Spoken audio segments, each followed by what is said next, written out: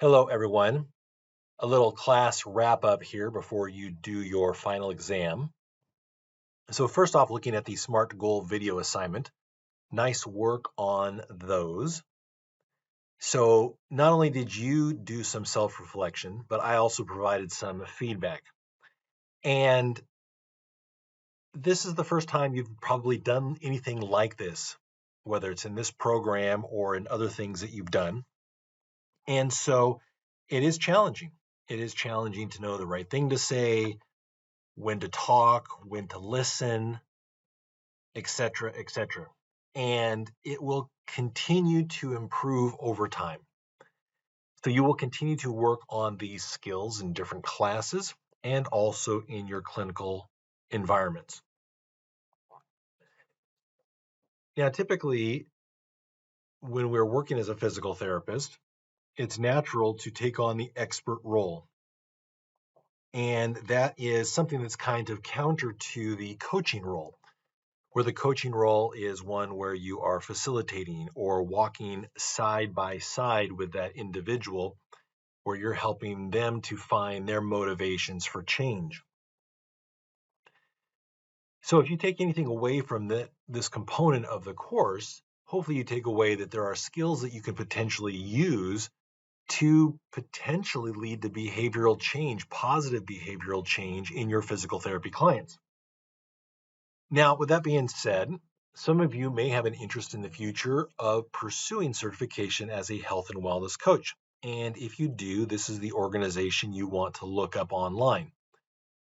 Online are a series of different academic programs.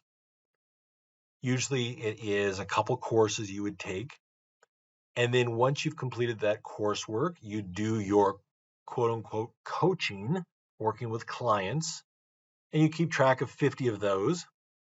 And then you can sit for the exam. Why I bring this up is if there comes a time in the future where you can bill for coaching services, more than likely you'll need to have a certification to be able to do so. That would be my suspicion.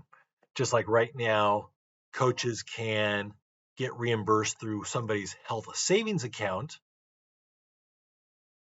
I don't know that somebody without those services could get that type of reimbursement.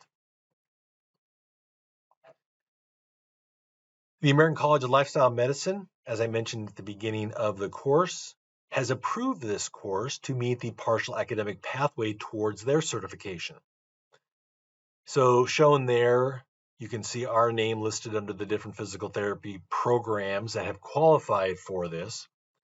And basically what this means is if you've passed this course with a B- or higher, you can apply for a waiver and not have to do the conference portion of the certification program. So to become certified as a diplomat in the American College of Lifestyle Medicine, you have to go to a professional conference, which runs $1,000 or more. If you're thinking about the cost of the conference, hotel, food, flights, things like that. And then you have to do an online kind of educational, continuing education program, and then you can take the exam. So basically, what this class has done, it has removed that requirement for you to go to a conference. And so you have 3 years post graduation to take advantage of this. And if you want more information, be happy to talk to you about it. Like, what does the certification mean? What kind of value will it have for you or not? So look me up sometime and we can talk about those things. But basically, you've got 3 years if you want to pursue certification utilizing this partial academic pathway.